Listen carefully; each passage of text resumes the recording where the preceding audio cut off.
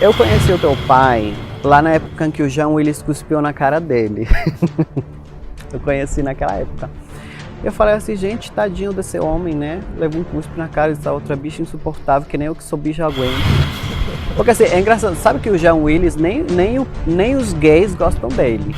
E depois que eu conheci esse, que eu vi que realmente ele não é isso que as pessoas apresentam, aí eu quis meio que adotar, né? Na verdade foi eu que adotei. Mas eu não quero que as pessoas venham me falar que eu sou gay e que eu sou uma vítima da sociedade, amor. Eu sou hoje o maior maquiador do Brasil. Gente, nem mais entendo. Na minha época era viado, sapatão e bi, né? Que na verdade o bissexual era tipo assim, meio que era um viado, mas não queria assumir de vez, então ele era bissexual. Todo esse trabalho exagerado de militância gera-se uma rejeição. Por exemplo, esse negócio agora de racismo tá tão insuportável na minha empresa. Na minha empresa, a maioria dos meus funcionários são negros, mas eu não contratei eles porque são negros, eu contratei eles porque são eficientes e, coincidentemente, a maioria deles são negros. Ou você está na internet militando, ou você está trabalhando, produzindo. Então, assim, essas pessoas, elas não produzem, a vida delas é fumar maconha, ficar em casa, sei lá, fazendo umas coisinhas nada a ver, militando, lacrando, né? Não produzem, então como não produz, não tem ticket. Se você para ver assim, a oposição hoje, eles não têm interesse nenhuma em punir pedófilo ou estuprador, eles não têm. Brasília, a cidade que determina o rumo dos 210 milhões de brasileiros. Um lugar que desperta desconfiança em muita gente, e não é sem razão, você sabe do que eu estou falando. Mas nos últimos tempos, o Brasil está começando a mudar, e goste ou não, essa mudança passa por aqui. Em uma era de fake news, onde a credibilidade da grande mídia se destrói a cada dia, o cidadão quer conhecer de perto a verdadeira revolução que vem ocorrendo em nosso país. Políticos, artistas, ativistas, personalidades de diversos setores que impactam a vida do povo brasileiro vão estar aqui. E você vai conhecer a verdade, descobrindo o que o Brasil precisa saber.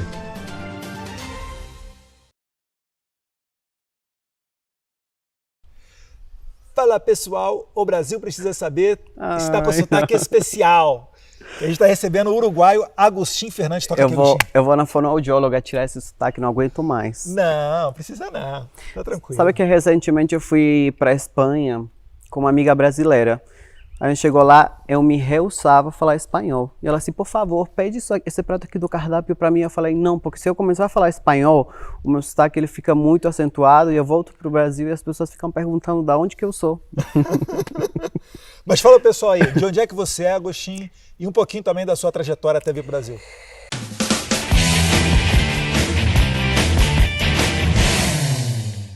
Olha, eu nasci no Uruguai. Para quem não conhece, o Uruguai fica no sul da América Latina, né? Depois lá da cidade da tua esposa. É o sul do Rio Grande do Sul. É, o sul do Rio Grande do Sul. É tipo assim, fica um pedaço lá que ninguém queria, nem a Argentina queria, nem o Brasil queria. Pelo contrário, os dois queriam. Aí se tornou um país independente que se chama Uruguai, que tem hoje 5 milhões de habitantes. Na época em que eu vim para o Brasil tinha 3. Tipo assim, então, um bairro de São Paulo, E...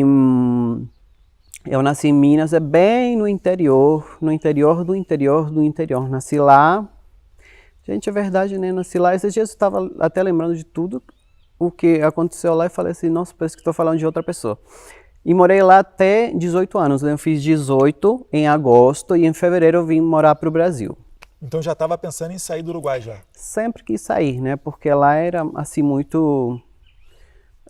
eu sempre fui visto na minha família como a pessoa ambiciosa. E você ser ambicioso de ter sonhos, de querer progredir na vida, é uma coisa mal vista quando você nasce num ambiente muito simples, sabia? Tipo, as pessoas elas acham que é ruim você querer ter uma vida diferente daquilo que você nasceu ali. Eu tinha uma vida assim era bem de escassez, tudo era escasso. Então assim, a gente não tinha uma estrutura familiar, ela era escassa.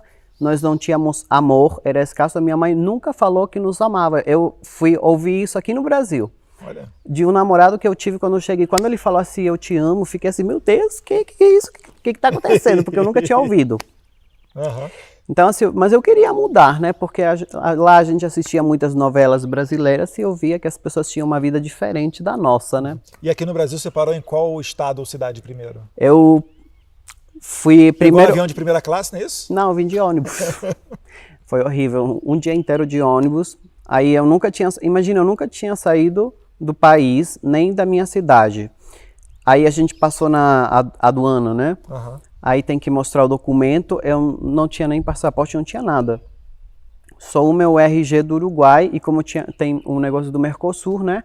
Eu preenchi um papelzinho que eu guardei para depois fazer o meu RNE, que foi assim a minha grande conquista. A identidade estrangeira, né? Foi a minha identidade por 2 anos, né? De temporário de estrangeiro, né? Que eu fiz na Polícia Federal.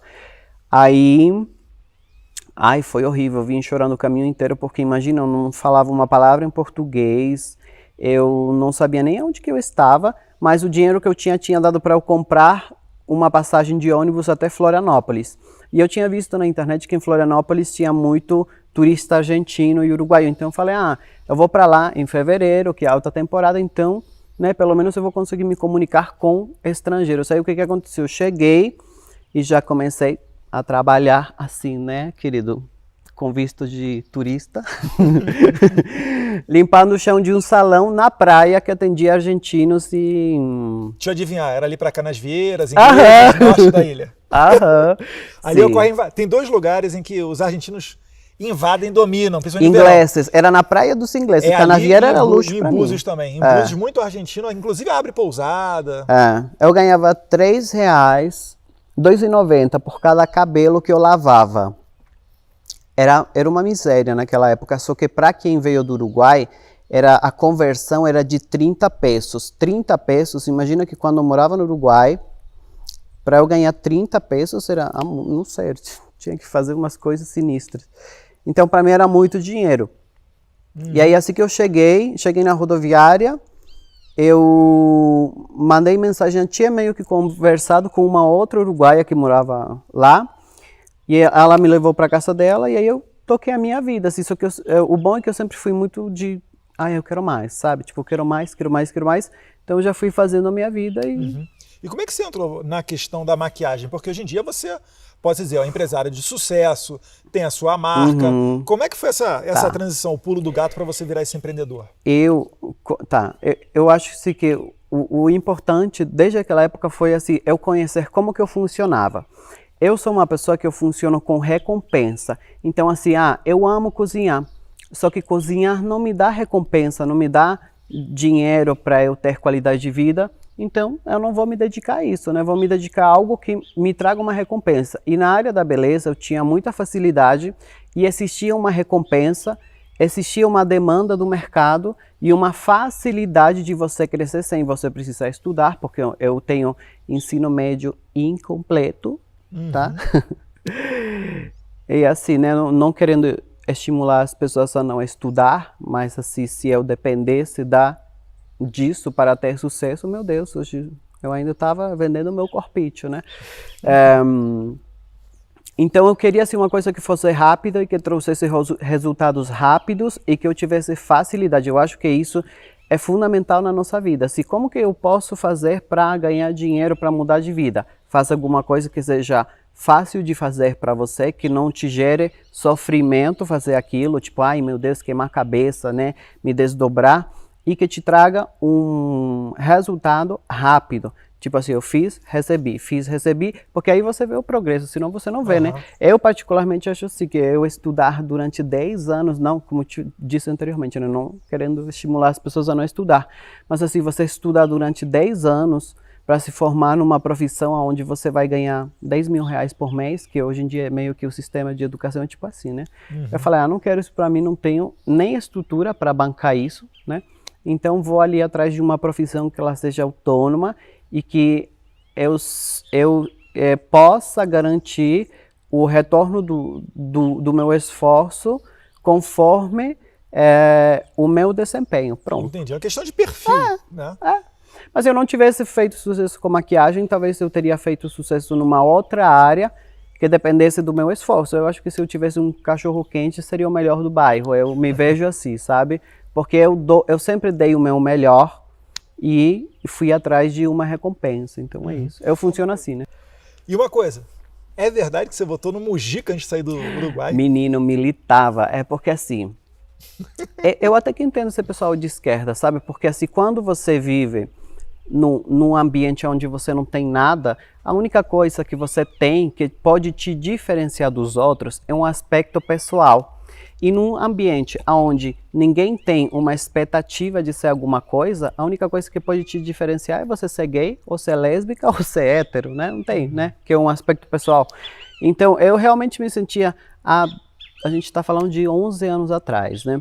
Me sentia identificado quando alguém falava para a classe, naquela época era GLS, né? Agora tem um monte de siglas. LGBTQI... A mais, que nem eu, gente, nem eu mais entendo. Na minha época era viado, sapatão e bi, né?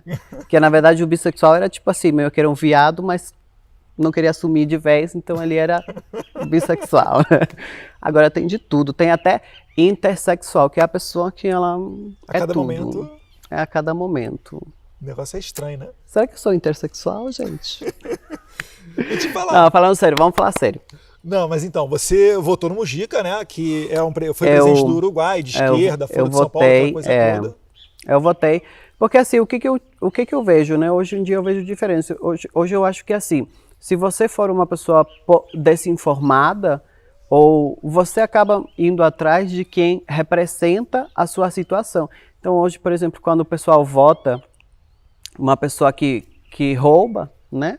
Tipo, alguns candidatos que a gente sabe que eles vêm para roubar, para matar e destruir, é porque assim, a pessoa olha para aquilo, ela se reconhece naquela imagem e ela quer alavancar aquilo que ela se reconhece. Eu não me reconheço mais nisso, porque eu fui crescendo e o meu crescimento foi rápido, porque em 10 anos você não ter nada e de repente você... Tipo assim, eu sou hoje o maior maquiador do Brasil. Eu recebi recentemente em Las Vegas um reconhecimento como o maquiador homem mais influente da América Latina. Eu e mais uns ali grandes, que assim, o pessoal dos Estados Unidos é bem maior, né? Mas na América Latina eu sou o mais influente, que movimenta mais pessoas, enfim. E eu tenho hoje outra perspectiva das coisas, de como tudo funciona, de como eu funciono, que eu sou uma pessoa construída por vários aspectos, não só por orientação sexual, igual esse pessoal, ele pensa e ele age, né? Eles são só construídos de orientação sexual. Só que isso aí não preenche ninguém, né? Você ser um homem, independente de ser gay, bi, enfim, você ser um homem heterossexual que vive em função da sua sexualidade, isso aí não te preenche. Você vai precisar trabalhar o seu lado espiritual, né? O seu lado profissional, você saber que você é uma pessoa útil, que você pode fazer coisas que vão te promover, que vão promover outras pessoas, que você pode ter uma equipe, empregar pessoas. Então assim, hoje eu sou construído, né? Eu sou o resultado de uma construção, de eu ter trabalhado todos os aspectos da minha vida. E quando eu olho para essas pessoas, eu vejo que elas não trabalham todos os aspectos das vidas delas. Tanto assim que a maioria deles, o discurso é esse, por isso que eu não me vejo, mas eu não quero julgá-los, né? Porque eu já fui assim alguma vez, mas eu não me vejo no discurso deles, porque eu acho que eles não trabalham tudo. E se você olha para essas pessoas, realmente elas não trabalham. Você vê que elas têm esse discurso, mas elas não têm sucesso num outro âmbito da vida. Elas não têm sucesso profissional, ou quando tem, é uma coisa meio maquiada. Ela tem sucesso profissional, mas está ali cheio de dívidas, não tem uma casa para morar. Eu tenho, né? Conquistei cedo o meu apartamento, tenho os meus cachorros, tenho uma vida boa. Eu acho que, como disse anteriormente, né, nós somos uma construção de todos os aspectos da nossa vida, não só de um deles, que no caso, que acho que é o mais forte, né, e o que mais me faz, né, as pessoas querem entender é o da sexualidade, né? De eu ser gay e ser Bolsonaro. Como o que o Netinho falou, né? Esse pessoal aí parece que só vê fiofó, bota o fiofó acima de tudo e é a luz da sua vida aquilo dali. Quando na verdade a vida é composta por vários outros fatores, como você acabou de falar. E eu, assim, quando cheguei no Brasil, as pessoas também falam assim, ai, mas hoje você é bem-vindo na casa do presidente porque você é famoso ou porque você tem dinheiro. Não, eu sempre fui bem-vindo na casa de pessoas conservadoras. Eduardo, sempre. Eu sempre fui muito bem-vindo. Só que o que eu sempre preservei, acima daquilo que eu acreditasse, o respeito pelas pessoas. Então, assim, se eu estou na casa de uma pessoa que é cristã e eu não sou cristão, eu não vou chegar lá falando que eu não vou para o inferno e que Jesus não vai voltar. Eu acho que se eu quero ser respeitado, por que eu chego na casa das pessoas falando isso? E eles fazem muito isso, eles querem ser respeitados, mas eles chamam o crente do cu quente, mas, né, eles falam isso, mas eu não posso ser chamado de bicha. Então, assim, por que o respeito ele é uma via de mão dupla, né? Se não tem da minha parte, né, certamente eu também não vou ser respeitado. E eu sempre tentei respeitar ao máximo, mesmo que às vezes nem concordasse. Eu tenho amigos que são de outras religiões ou de outros. Tenho amigos de esquerda, sim, né? É claro, né? Tem que fazer um mantra antes de encontrar, conversar. Tem que fazer, porque assim, é uma doutrinação muito forte mesmo, é forte. Mas eu tento assim, respeitar eles e claro, né, falar para eles assim que o melhor do que a gente tentar convencer alguém de ser de direita ou esquerda é a própria pessoa olhar para si. Então, assim, certamente uma pessoa de esquerda, quando ela para de olhar para fora, porque eles são muito focados no micro e no externo, mas eles não olham para si. Então, quando você convence a pessoa de olhar para si, de falar assim, se essa ideologia está certa, por que você não é feliz? Porque eles não são felizes em nenhum âmbito da vida deles. Eles são muito frustrados. Eu tenho essa sensação assim das pessoas que eu convivo, de outras pessoas que eu conheço ou que eu vejo nas redes sociais, eles são muito frustrados e essa militância, ela é na verdade um desejo de fazer o outro, aquilo que eles chamam de empatia. Eu quero que o outro sinta tudo aquilo de ruim que eu estou sentindo, baseado em argumentos que eles não são sempre reais, né? A internet está muito cheia dessas pessoas. Eu esses dias fiquei curioso, por exemplo, para entender sobre feminismo, sobre gordofobia. Eu falei, vou seguir essa pessoa aqui, que ela é uma grande referência do Brasil.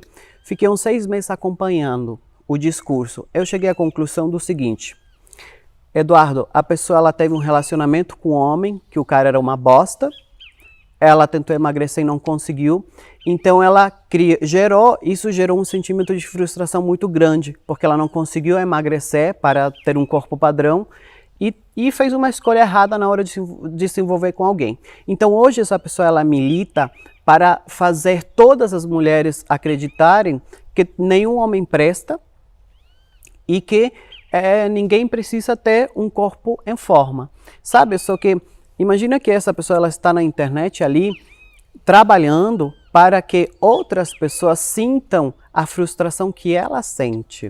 Da mesma maneira que eu incentivo as pessoas a cuidarem de si, a cuidar da pele, tem gente fazendo isso na internet, ensinando as pessoas a sentirem rejeição por uma coisa que às vezes a pessoa não sente, porque assim, relacionamentos que não vão ser bem-sucedidos, nós vamos ter, né? Principalmente se você não fizer a escolha certa, né? Agora a gente dizer que ninguém presta, né? Ou que esse pessoal é muito... Então, assim, aí parece que pega a exceção e quer transformar em regra e obrigar todos a acreditarem naquela experiência que ela teve. Eu tenho muito assim essa sensação. Eu nunca vou falar de um assunto sem propriedade, sem eu falar, olha, eu vou contra isso porque eu frequento a casa do presidente e ele também vai. Não, eu vou ali observar o que realmente está acontecendo e aí você vê que está faltando assim, de muita terapia, se conhecer a si mesmo, como que eu funciono, sabe? Como que funciona a minha cabeça, como que funciona o meu coração, como que eu faço para construir relacionamentos que sejam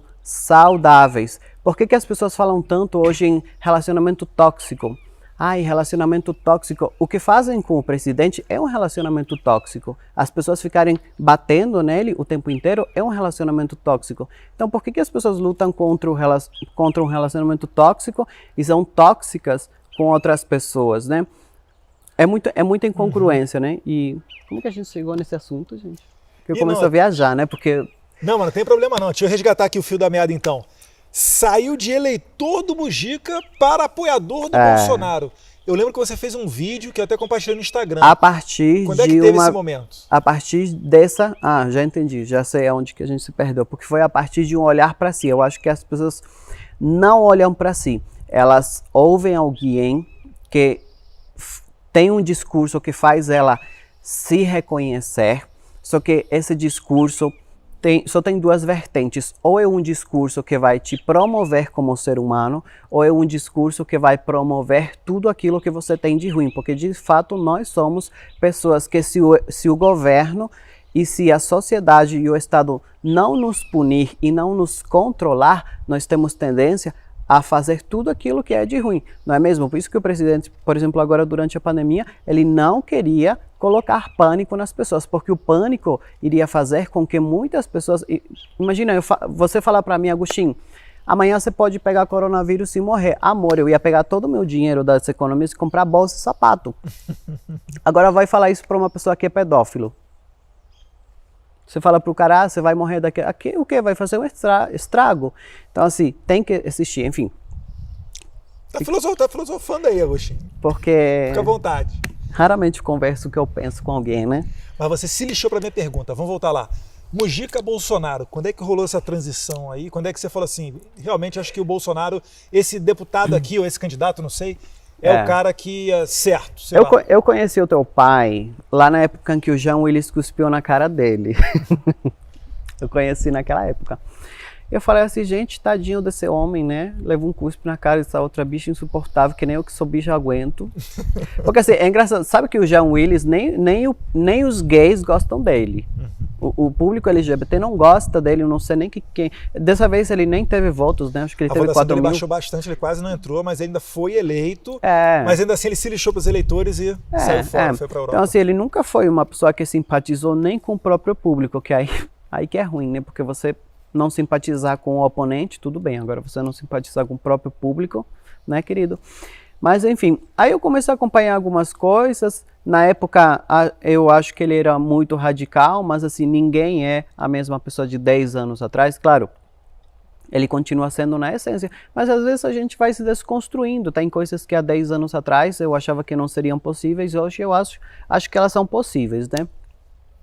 E isso o ser humano não tudo, né? Às vezes a gente fala assim, eu nunca vou ter uma vida próspera. Aí você começa a trabalhar, você vê que não é difícil ganhar 10 mil, aí você começa a ganhar, consegue faturar 10 mil por mês, aí você fala, vou tentar faturar 20, né? É possível quando você vê que você está faturando milhões, que nem o Luciano da Havan, e você vê que é possível, né? Enfim, aí eu tive essa mudança, comecei a acompanhar pessoas que apoiavam ele, que eu também me reconheço. Principalmente, assim, eu nunca me manifestei a favor de ninguém que não fosse ele, né? Nem de vocês, inclusive. Porque também, assim, não queria muito me aprofundar nesse negócio de política. Mas eu sou apaixonado pela ministra Damares, eu acho que é uma pessoa, assim, muito importante no governo, uma pessoa que eu olho para ela e vejo que é das poucas que tem realmente essa lealdade de ir até o final e não trair a confiança do seu pai em troca do próprio benefício, que é uma coisa que está acontecendo, que a gente já sabia que ia acontecer com outros candidatos que vieram naquela onda de se eleger, enfim, que fizeram esse alpinismo para se promover e depois deram as costas. Sim, sim. E assim, eu gosto dele, gostei mais ainda quando, porque no início foi realmente assim, um apoio assim, eu sou empresário, né, eu quero viver num país mais próspero, eu quero que o dinheiro circule, que as pessoas gastem mais, eu quero gastar mais também, então vou apoiar ele. Aí depois eu fui na casa dele, conheci a Michelle. Mas é isso que eu perguntei. Ele te chamou, fez contato pelo Instagram? Foi através da Ediane, uma militante bolsonarista, a Ediane e a Flávia, que me levaram lá na casa dele. Eu tava, a Ediane e a Flávia. Com um sapato baixinho, rasteirinho, né? Isso, eu tava, Tô brincando, que tava de salto. Deixa eu ver. Não, tava com uma bota, tava com uma bota.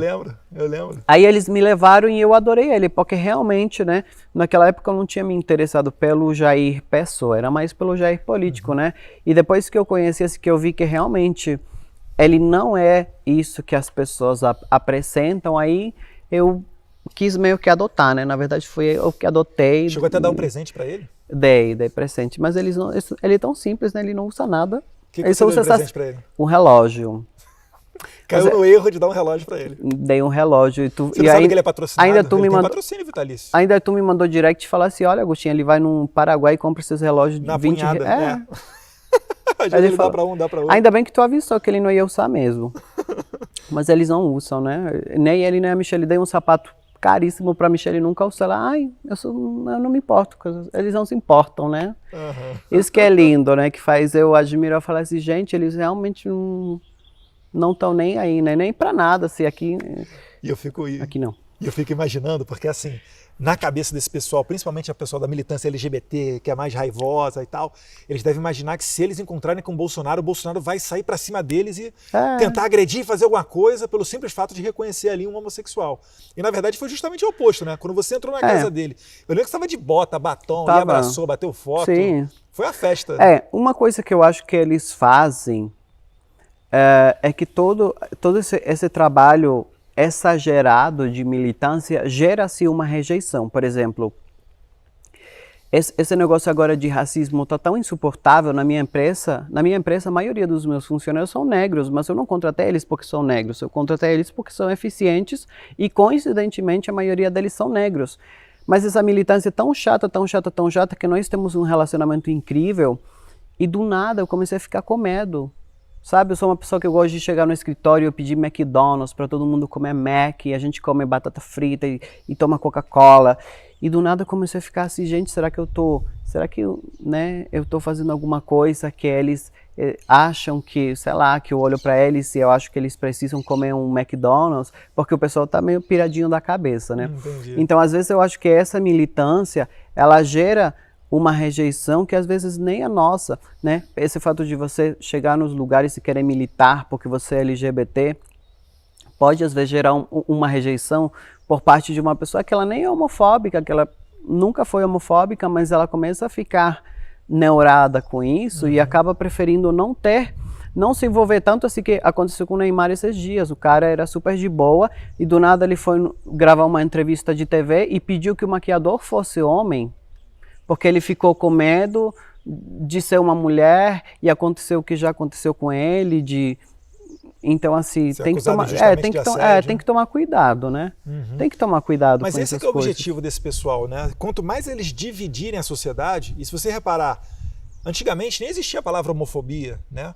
O racismo não era encarado da maneira que é hoje, com Black Lives Matter tocando fogo lá nos Estados Unidos e eles tentando trazer isso para o Brasil. Inclusive, racismo era uma coisa que eu já fiquei muito inconformado, porque eu tenho amigos negros, já namorei pessoas negras, enfim, e o seu pai é amigo do primeiro damo, né? Que inclusive pegou Covid antes da primeira dama, a pessoa ficou até desconfiando do Hélio Negão, ela falou, pô, Hélio, que negócio é esse aí? Tu pegou Covid a primeira dama não. Mas só para concluir, Agostinho, então você vê que a intenção desse pessoal da militância é justamente dividir a sociedade. E sempre quando existe divisão, que eles criam homofobia, eles criam outras coisas, gordofobia, etc., o que surge no momento seguinte? Um político de esquerda dizendo que ele é o protetor daquela minoria. E quando você une todas essas minorias, na verdade, você tem uma maioria, né? Que são negros, gays, mulheres e tal. E assim eles vão se perpetuando no poder. É tudo um discurso, né? Primeiro, eu crio uma consciência de que a pessoa precisa de ajuda e depois eu me torno quem vai ajudar essa pessoa. É mais ou menos esse processo. Eu já percebi, acompanhando essa feminista que eu te falei que ela é feminista e anti-gordofobia e lésbica e não sei o que, ela se apresenta assim. Ela tem um livro de aceitar o corpo, de aceitar o próprio corpo. E o que eu percebi é que ela dava muito nos stories, assim, ela o tempo inteiro fazendo a audiência dela se sentir que não se aceitava. E na sequência vendia o livro. Entendeu? Mas assim, você tem que parar de se odiar, então compre o meu livro. Sabe? E aí eu falei assim, peraí. Então assim, é um círculo. E é um círculo vicioso, é como se fosse realmente um relacionamento de retroalimentação. Tem uma pessoa ali que ela tem uma fragilidade e outra que alimenta a fragilidade e na sequência vende a solução de algo que ela mesma alimentou. É muito louco, né? Então assim, eu entendo que muitas pessoas não entendem o que a gente está falando porque tem que ter sim uma consciência a mais para você entender que isso aí é um círculo vicioso, onde você é primeiro viciado de informação e na sequência utilizado como massa de manobra, né?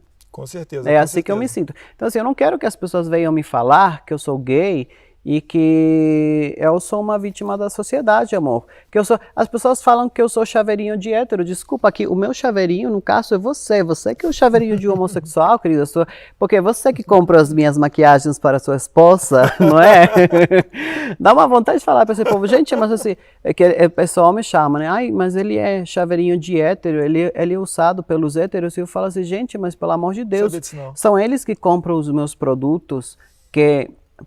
me sustentam, que colocam pão na minha mesa, eu não sirvo eles. Se for olhar para esse sistema, são eles que me promovem. Né? E uma pergunta, quando você apoiou o Jair Bolsonaro, sofreu muita resistência, tomou pancada da militância, sua rede social também, como é que foi isso?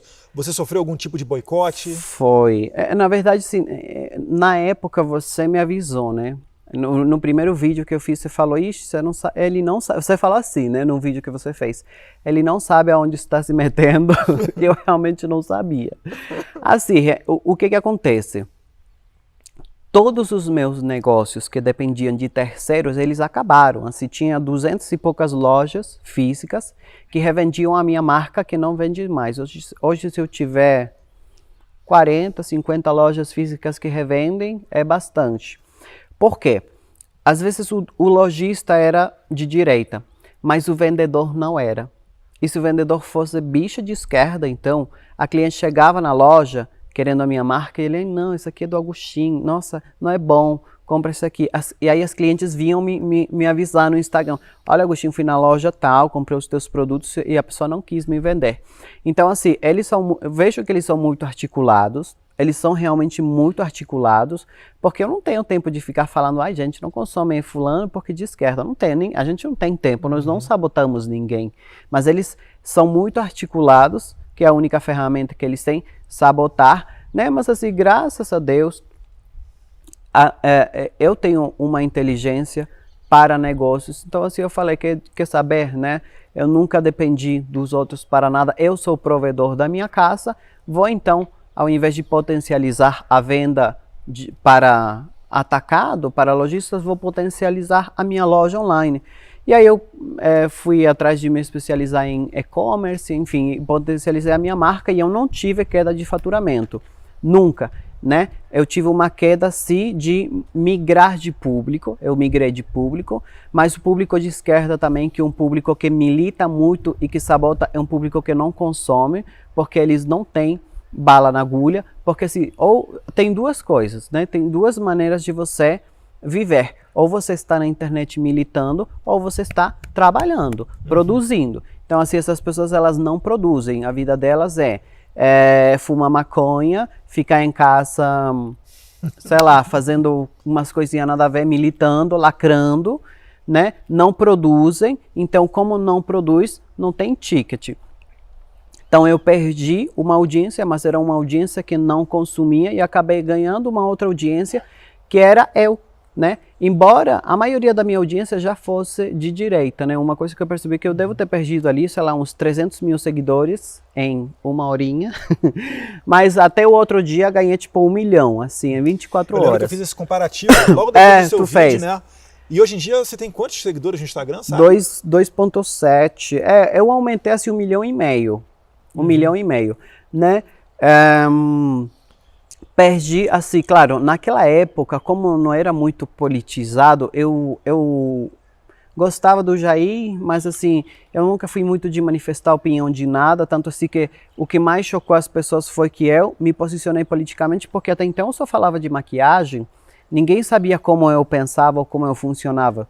Nem os meus amigos, eu também não tinha paciência, né, para sentar e conversar. Perdi muitos amigos, mas eu posso dizer aqui para vocês quais foram os meus amigos que eu perdi. Amigos de anos, mas eram amigos que a gente saía para jantar, eu que pagava a conta. Amigos que iam na minha casa, usavam as minhas roupas, meus perfumes, porque eles... Resumindo, tudo esquerdista. Porque assim, o que acontece? Eles vão atrás de uma ideologia que faz ele se reconhecer em vários aspectos de si. Então, assim, qual que é o aspecto de si que é muito forte? Eu preciso receber. Eu preciso receber. Eu não acredito no meu mérito, no meu esforço. Eu preciso receber. Então, eu já vivia isso na minha casa. Eu já estava querendo me libertar dessas pessoas. Então, para mim foi libertador. Eu saí de ser rodeado de pessoas que me sugavam e que eu era o provedor delas, para eu viver num ambiente onde eu sou cercado de pessoas como eu, que querem trabalhar, ganhar o seu dinheirinho, crescer na vida, ter a sua casa. Essa é a minha audiência hoje, que é a audiência do presidente. Pessoas que querem ter uma vida melhor trabalhando. Pronto, a audiência do presidente é essa, né? Na sua maioria. Então, realmente foi uma mudança de audiência bem radical.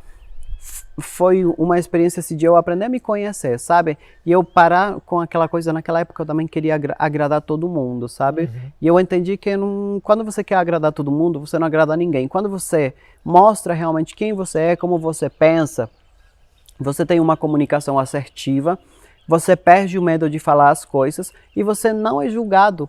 Eu parei de ser julgado quando eu comecei a dizer as coisas que eu pensava, né? Porque antes eu ficava, né, nesse meio artístico, assim, de blogueiros, de influenciadores, eu maquiava muitas celebridades e todas elas são de esquerda e é muito articulado, esse negócio de teatro, enfim, cantores, paraná, e quem é de direita não pode se manifestar, só se manifesta quem realmente não depende desse meio, que nem Gustavo Lima, né? Uhum. Gustavo Lima tem bala na agulha, ele é o próprio empresário, então assim, ele conhece a audiência dele. Você acha que tem pessoas assim, atores, atrizes, modelos, que fazem parte de agências, etc., que são obrigadas a, por exemplo, encampar a campanha ele não? Ele sim. Ou são constrangidas a fazer isso, na época não perdem seus contratos? Na época teve, nós já falamos disso nos bastidores, né? Tem uma agência de marketing de uma pessoa que ela é extremamente anti-Jair Bolsonaro e é tudo articulado, assim, hoje nós vamos postar isso aqui, hoje nós vamos falar mal dele, hoje nós vamos incentivar as pessoas a não votarem nele. Isso aconteceu. Eu fui questionado porque fui a única pessoa que não postou aquilo, né? Então uma agência que dá ordem para o pessoal que tem influência nas redes sociais, etc. Uma pessoa que não gosta dele tem agência, e aí você vê que realmente tem, porque, né? Tinha aqui a filha de um cantor famoso que já foi ministro da Cultura. Tem dinheiro do governo ali que é usado para bancar trio elétrico, sabe? Então, assim, trio elétrico, fazer isso, fazer aquilo. E eles não têm tanto isso hoje, né? Uhum. Mas, Agostinho, você falou da ministra Damares. Você atualmente tem alguma frente em que você colabora, ajuda com o trabalho dela? E se puder falar do episódio também que você falou anteriormente sobre coisas que você viu no celular da ministra. Eu ajudei a ministra Damares na campanha de violência contra a mulher, né? Porque, na verdade, a minha audiência é quase 80% mulheres. Então, eu usei a internet, coloquei à disposição dela, na verdade, para que ela pudesse divulgar essas ações. E eu conheço ela, eu sou apaixonado por ela, uma pessoa que eu gosto muito. Quando eu conheci ela, né, eu também assim não tinha muita noção, porque uma coisa é a gente ver de fora, outra coisa é você ver de dentro, o que realmente aquela mulher passa, assim, ela tem no celular dela, ela recebe denúncias.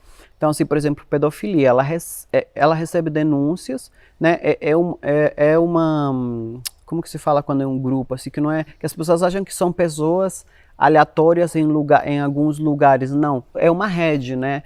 E ela recebe assim material. Depois eu tive uma outra funcionária na minha empresa que ela estava estudando enfermeria e ela trabalhou comigo durante esse período e ela me falou: olha, Agostinho, no hospital que eu estou fazendo estágio, a gente recebe homens que estavam estuprando um bebê e o bebê morreu enquanto estava sendo estuprado. Então, assim, tem coisas que as pessoas não têm acesso, né? Elas nem imaginam o que pode acontecer agora. Esse estupro dessa menina, né, que estava grávida de 10 anos, chocou as pessoas. Isso é uma coisa que a ministra Damares recebe 24 horas por dia. Ela se manifesta, tem que ser radical, porque não tem esse negócio de você ser tolerante, ou você é pró ou você é contra, né? Pedofilia, enfim, todos esses tipos de abuso. E eu fiquei bem chocado, assim, eu achei forte, eu acho que o lugar que ela ocupa não é para qualquer um. Acho que você tem que ser uma pessoa assim, bem forte. Eu não tenho estrutura, tanto assim que eu ajudei ela uma vez, eu falei, olha, se eu puder repostar alguma coisa, né, e te ajudar, mas assim, eu me envolver, eu não tenho estrutura psicológica para isso. Esses dias também, eu e a Michelle, a gente saiu para distribuir marmitas, e de um barraco saiu uma menina, que acho que ela tinha 12 anos, grávida, e é assim, né, você vê aquilo, né, porque às vezes a pessoa que está passando por isso, ela não entende o que está acontecendo, mas nós entendemos o que está acontecendo. E você vê que o governo está trabalhando contra isso, e isso é visto como se estivesse sendo errado, sabe? Porque as pessoas não têm, se você para ver assim, a oposição hoje, eles não têm dor nenhuma não, eles não têm interesse nenhuma em punir pedófilo ou estuprador, eles não têm. Eles não querem. Eles não querem, né? Tudo pelo contrário, eles querem facilitar. Eu até tenho um projeto de lei que eu resgatei, originalmente a Jair Bolsonaro, né? De castração química de estuprador. Isso daí, só de conseguir pautar, já é uma luta, né? Conseguir requerimento, aprovar requerimento de urgência, eu vi que etc. algumas pessoas falaram, mas é porque se não estuprar da maneira convencional, eles vão usar algum outro instrumento, só que as pessoas elas não entendem que para essas penalidades existe a penalidade que ela é social, né, de você ter esse histórico e como a sociedade pune isso, né, porque certamente nós não vamos, assim, a verdade é essa, né, eu não vou contratar alguém na minha empresa que tem um histórico desses, né, e tem a pena da pessoa, então, assim, às vezes, realmente a pessoa, ela pode, infelizmente, acabar cometendo esse delito com outras ferramentas, mas o medo da pena pode sim segurar ele, fazer com que ele não cometa esse crime. É o que eu acredito, né? Porque né, quando a gente estuda direito, esse é o efeito preventivo da pena. Quando você pune exemplarmente um bandido, alguma coisa assim, você tende a não incentivar os outros, né? A desestimular os outros que estão pensando em cometer aquele delito. Isso daí é uma coisa que as realidade. pessoas têm que entender, né? Então, quando você fala em pena de morte para alguns casos, né, a morte do agressor não vai fazer com que a vítima ela tenha uma vida normal, né? A partir da morte do agressor. Mas ela vai fazer com que outras pessoas que têm o mesmo perfil não se manifestem, exatamente o que você disse, né? A partir do momento em que você apoia o Jair Bolsonaro, qual foi a reação dessa militância do movimento LGBT? Porque vamos partir do pressuposto que eles ajudam os homossexuais, eles apoiam os homossexuais. Eles fizeram alguma coisa com relação a você? Te ampararam ou te criticaram? Olha, a manifestação que teve na internet deles, que chocou muitas pessoas e que fez com que a audiência do Jair quisesse me acolher, porque eles começaram a me atacar, né? E a audiência do presidente me acolheu. E muitas pessoas ficaram preocupadas, né? Ai, você está bem? Eu falei assim, gente, estou bem, porque isso que eles estão fazendo comigo, eles sempre fizeram comigo. Na verdade, eu nunca fui bem aceito no mundo LGBT, porque imagina, quando eu cheguei no Brasil, eu era pobre, afeminado, feio e maquiador. 4 estigmas muito pesados no ambiente LGBT. Eles têm muito preconceito com quem é gay e maquiador, porque nós temos... Mas não basta você ser gay para ser acolhido dentro desses movimentos? Não. Eles te olhavam errado por conta disso? Sim, porque assim, no mundo, isso é uma coisa que nunca ninguém falou e que eles se incomodaram quando eu falei. No mundo LGBTQ existe sim muito forte um padrão a ser seguido. Então, assim, o homem que ele é homossexual, ele tem que ser másculo, ele tem que ter o corpo em forma e ele tem que ter, né, bala na agulha, ele tem que ter dinheiro. E eu não tinha nada disso, então, assim, eu nunca fui acolhido. E você, né, não todos, né, não vou generalizar, mas, assim, a maioria, no mundo LGBT é muito presente esse negócio de drogas, né? É muito presente. Então, assim, se você não for, assim, uma bicha que tem um corpo bacana e que gosta de ficar louca na balada e que ao mesmo tempo trabalha e tem grana, você não é acolhido. Então, assim, eu nunca fui acolhido porque quando eu cheguei no Brasil eu era bicha, era uma bichinha, assim, uma pão com ovo que eles chamam, né, uma pé nossa, afeminado, magrinho, não tinha dinheiro para comprar whey protein e malhar. Mas afeminado também é uma coisa que eles Sim, rechaçam? sim, nós temos um padrão de masculinidade, tanto assim que acontece muito, né, de que eles gostam que o homem pareça homem, né, e tem um discurso, né, se eu gostasse de mulher, de afeminado, eu ficava com mulher, né, eles falam muito isso. Então, assim, esse negócio de homofobia, para mim, sempre esteve, de rejeição, de homofobia, sempre esteve muito presente no próprio meio LGBT. Eu sempre fui muito recebido por pessoas conservadoras. Então, essa luta, assim, eu acho que ela é meio incongruente, até quando se fala em transfobia, porque o homem que ele tem o hábito, né, que se envolve com transexuais, enfim, ele também é LGBT. Então, se você para ver, as agressões são meio que entre LGBTs, né? Uhum. É muito complexo de entender, mas, enfim, assim, eu nunca fui aceito, não é de hoje, né? Nunca gostei também porque eu acho que o ambiente LGBT quer ir mais.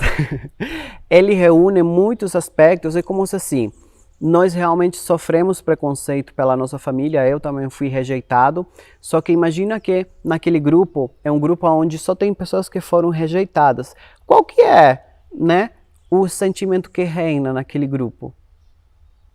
É o de família? Não, é o de rejeição. Então, assim, eu não queria estar lá dentro, vivendo a realidade deles, porque dentro desses pequenos problemas também tem os grandes problemas, né, e coisas assim que eu via que eu não gostava, e assim, sei lá, eu não senti diferença nenhuma, porque mesmo, como eu te disse, mesmo que eu seja homossexual, que eu seja feminino e tudo mais, eu nunca fiz muita questão de viver o mundinho deles, sabe, porque eu sabia que o mundinho deles é um mundinho que não tem perspectiva. Se você para ver, eles descartam muito fácil, por exemplo, quem é ícone LGBT.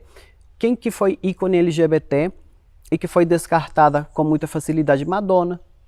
Madonna foi um ícone LGBT. Se tu entra hoje no Instagram dela, a coitada tem 5 milhões de seguidores. As pessoas não pagam mais para ver ela. Agora uma pessoa que não foi ícone LGBT, que foi um ícone de todas as pessoas, que tem um público bem conservador, que é valorizada, que é promovida pela audiência até hoje, Celine Dion, que é da mesma geração ali que Madonna. Então você vê que eles descartam muito fácil. Agora a Anitta é o ícone LGBT, mas ela é validada e desvalidada constantemente, que é uma outra coisa que é muito presente no mundo LGBT. Eles validam você e desvalidam constantemente. Se você não tiver uma estrutura psicológica muito forte, você fica depressivo no próprio meio, porque um dia você presta, outro dia você não presta. Aí outro dia você presta, outro dia você não presta. Então, assim, eu já, desde muito antes de Jair Bolsonaro, eu já tinha descoberto, né, já tinha percebido como que era toda essa estrutura, e eu não queria fazer parte disso, porque eu queria ter uma carreira que ela fosse não eterna, porque eu sei que ela vai durar, talvez, sei lá, até os 45 anos, também não vou ficar me maquiando, né, com barba, com 50 anos, vou ser um senhor, né, mas assim, 60, mas eu não queria ser validado e desvalidado constantemente, e é o que eles fazem, né, se você vê, imagina quantas pessoas circulam no mundo LGBT de artistas e compara com o sertanejo. Hoje no sertanejo você olha e você vê que tem Leonardo, que é antigo, tem Eduardo Costa, tem também Gustavo Lima. Pode ter todos. No mundo LGBT não tem todos, tem só um, 2 no máximo. Não tem mais de 2, né? Porque eles descartam. Então assim, isso aqui é bom, aí de repente aparece um outro, eles trocam. Eu não queria isso para mim. Enfim, mas é tudo uma estrutura que acho que a gente tem que gravar um programa só para isso, e realmente eles se incomodaram muito com eu falar os podres, porque eles não queriam falar, porque o que eles mostram da perspectiva deles, né, é que é tudo perfeito, né, é tudo colorido, que existe um acolhimento. Mentira. Parece tudo novela, né? As próprias casas de acolhimento para mulheres transexuais são quem ajuda, às vezes são até pessoas da igreja, são pessoas conservadoras. Eu conheci uma casa de mulheres trans, que quem me levou para lá foi uma mulher extremamente conservadora. O marido dela é extremamente conservador, foi antes das eleições, né?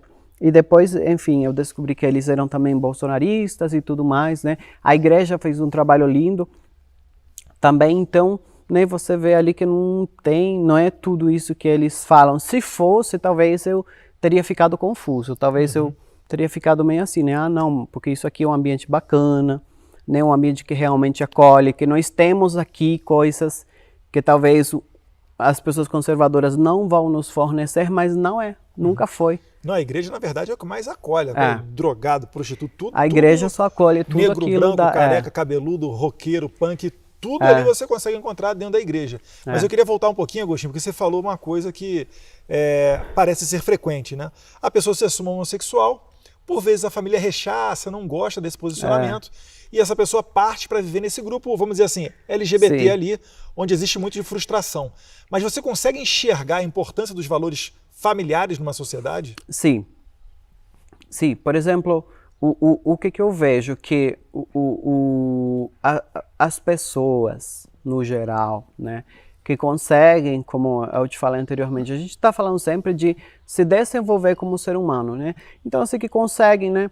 Por exemplo, vários LGBTs ali que eu tenho visto, que eles, mesmo sendo LGBT, eles não ficam muito nesse mundinho LGBT e eles acabam caçando, adotando, formando a própria família. Eu acho que aí tem uma influência, sim, de quem nasceu, quem é LGBT, nasceu num lar conservador, né, ou numa família estruturada e foi acolhido. Eu não concordo realmente, claro, lógico, né, jamais vou concordar com as pessoas rejeitar os filhos, porque às vezes você tem um filho que ele é homossexual, ele é LGBTQ, e ao invés de você acolher, você rejeita.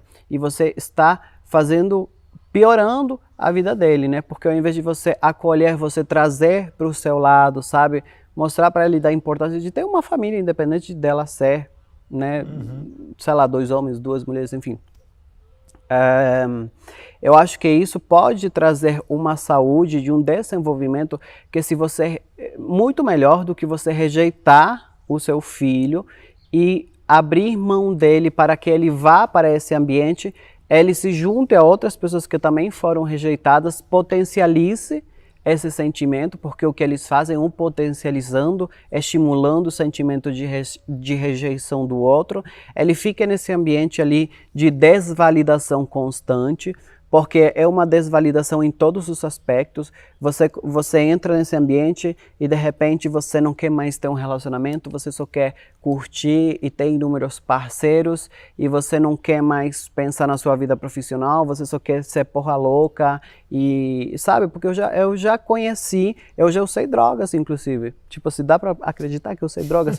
eu nunca tinha nem fumado, só que eu comecei a frequentar esse meio e o pessoal começou você tem que usar, porque você tem que usar, porque você tem que ser igual a gente, super animado, não sei o quê. E um dia, eu sou super pouco influenciável, né? Mas um dia eu não estava bem, eu acabei aceitando e tive uma experiência péssima, fiquei 4 dias na UTI, porque imagina, eu nunca tinha usado nenhum tipo de drogas. Então ali, nesses 4 dias também, eu tive uma reflexão muito profunda de como eu realmente precisava separar o joio do trigo. E eu entender, sim, que tem famílias que vão nos rejeitar, normal, acontece, na verdade é normal, né? Às vezes até a nora, né, o sogro, não gosta de você e você nem é LGBT, entendeu? Mas que eu não queria fazer parte disso, não, porque era pesado demais para mim. É isso que eu tento mostrar para as pessoas, né? Que elas têm que procurar o equilíbrio, assim, entendeu? Lógico que, ok, né? Realmente você nascer dentro de um lar onde o teu pai e a tua mãe são protestantes, né? Ou dessas religiões que são extremamente radicais, assim, que eu conheço, que eu também frequento a casa dessas pessoas, mas eu sei que são pessoas que elas vivem arrisca o que está na Bíblia. E tem outras pessoas que são um pouco mais flexíveis, assim, que elas, né, seguem, mas elas também não ficam julgando, porque a verdade é essa, né, amigo, que a Bíblia tem uma coisa, o mundo tem outra, e aí a gente meio que vai andando assim, né, e tentando, porque a gente sabe que o caminho de Deus é mais saudável, mas assim, o mundo é maravilhoso, tem várias coisas bacanas, eu adoro, por exemplo, sou uma pessoa pecador. Quem não gosta, né, gente? Então, assim, eu acho que é isso. Eu acho que tem que ter esse equilíbrio. E Agostinho, já foi bicha pão com ovo Já e hoje em fui, dia meu é um Deus. empresário de sucesso. A gente falou muito de maquiagem, mas isso que revoltou eles. Eles não esse sucesso tinham... incomoda eles. Sabe o que eu senti? Só para finalizar, que eles não têm, até hoje, eles não têm um LGBT que seja, assim, admirado pela inteligência. Eles não têm. Eles não têm uma pessoa como eu para falar, para sentar numa mesa e falar. Tem o Jean Willis que cuspe na cara dos outros. Aí tem um pessoal meio esquisito, assim, que não sabe se comunicar, que não sabe... Não é saber se comportar, mas é que não sabe se expressar, né? Então eu acho que também isso gerou muita frustração, porque eles viram que eu poderia ser um militante LGBT, mas eu estava do outro lado. Mas enfim. Não, perfeito. O que eu ia falar é o seguinte, o que a sua loja vende exatamente? A gente falou muito em maquiagem. Né? Eu vendo de tudo, Eduardo. Eu sou uma pessoa assim, como eu te falei, eu não me limito a nada, né? Da mesma maneira que eu não me limito a isso, eu sou assim para a vida, não só politicamente. Eu não me limito a eu ser homossexual para viver no mundo LGBT, não. Então assim, eu não me limito a eu ser maquiador. Então assim, hoje eu tenho um livro sobre negócios, né, onde eu ensino as pessoas a planejar a carreira. Por isso que eu sempre falo, né, tem muitos maquiadores que são muito bons, mas não têm sucesso, não ganham dinheiro. Então a gente tem que trabalhar todos os nossos aspectos, inclusive o planejamento profissional, né? O meu livro é sobre isso. E na minha loja, né, na minha linha de cosméticos, eu devo ter ali mais de 200 produtos. Como né? É que é o nome da loja? Lojadodivo.com. Esse é o nome da minha loja, do meu batom, e-commerce. Lápis. Tem de tudo, olha, tem até linha de casa. Eu tenho uma linha home, de casa? Que tem difusor, aquela água de tecido, sabonete de mãos. Eu tenho uma linha pet, tô lançando agora 4 perfumes e tenho uma linha de coleiras que já está no Brasil todo. Como é que é o nome dos cachorros? Jair Messias, Beyoncé, Shakira e Dama. Queria mais um agora, Celine Dion, mas aí eu vou ter que morar em casa, porque 5 cachorros dentro do apartamento não dá, né? Eu tenho... E o Jair Bolsonaro é um Rottweiler, né? Não, é um Pomeranian. Eu acho que é homossexual. O meu Jair Bolsonaro é homossexual, porque ele é um cachorrinho... Sabe aqueles cachorrinhos assim, que parece doente? Ele quer ficar no colo. Eu falo assim, é meu filho, era pra você ser homofóbico, não pra você ser gay, né? Mentira, gente. Na minha coleção tem de tudo. Na verdade, que é tanta coisa, né? Porque todo dia eu quero fazer uma coisa diferente. E como eu sempre falo para as pessoas, sejam o mais desconstruídos possíveis, né? Porque existe ali inúmeras possibilidades da gente trabalhar. Antes da pandemia, eu estava abrindo lojas físicas para depois vender franquia. Graças a Deus que não fiz antes da pandemia, porque senão teria me lascado, né? Imagina 6 meses pagando aluguel de shopping de 10 lojas. Ali já ia uns 400 mil reais, né? Por aí. Enfim. Mas é isso. Tem para olhos, tem até ácido hialurônico, vitamina C. É muita coisa, gente. Então quem quiser saber, é só entra lá na loja do Divo. Tem lá, tem muitos produtos. Show de bola. E pessoal, chegando no final aqui do nosso programa, vocês já sabem que é a hora do livro. E pessoal, o livro dessa semana aqui no Brasil, para você saber, é esse daqui do Jordan Peterson, 12 regras para a vida, o antídoto para o caos. O Jordan Peterson, que é psicólogo, assim como a minha esposa, que já leu esse livro e super recomenda também. E ele dá aqui várias lições de vida, ele coloca 12 regras, mas uma das concepções é que ele diz ao jovem que antes dele tentar mudar o mundo e, vamos lá, usar o politicamente incorreto, né? E cagar regra para a vida dos outros, ele tem que começar arrumando a sua cama, arrumando o seu próprio quarto. Então foca na responsabilidade individual. A gente tem que ter propriedade para falar as coisas, né? Adorei, obrigado. É bem a minha cara ler esse tipo de livros assim. E ele é, além de psicólogo, né, professor em Harvard, na Universidade de Toronto, uma pessoa altamente qualificada, que inclusive, né, recentemente ele quase faleceu em virtude de uma doença. Tem uma rede social também bem interessante para caso alguém queira seguir. Um antídoto para o caos, legal. Agostinho, considerações finais. Eu queria que você mandasse um recado para as pessoas que estão em casa, que são empreendedoras e estão, nesse momento de pandemia, sofrendo com essa crise. O cara está desempregado, teve que fechar a sua loja, teve que se reinventar. Qual é a palavra que você deixa para eles? Eu acho assim que quem é empresário vive nessa construção e desconstrução constante, porque o consumidor, por conta da influência das redes sociais, ele muda o perfil de consumo constantemente. Então, assim, as pessoas, eu acho que elas não podem se declarar quebradas, né? Elas têm que ir atrás de uma nova via de consumo, né? Eu senti isso, assim, por exemplo, eu durante a pandemia, os primeiros dias que eu me deixei influenciar pela mídia, eu fiquei meio neurado contando mortes e casos de infectados, assim, a minha loja parou de vender. Aí eu falei, quer saber, eu vou continuar trabalhando como se nada, não como se nada acontecesse, né, mas me readaptar a essa nova realidade.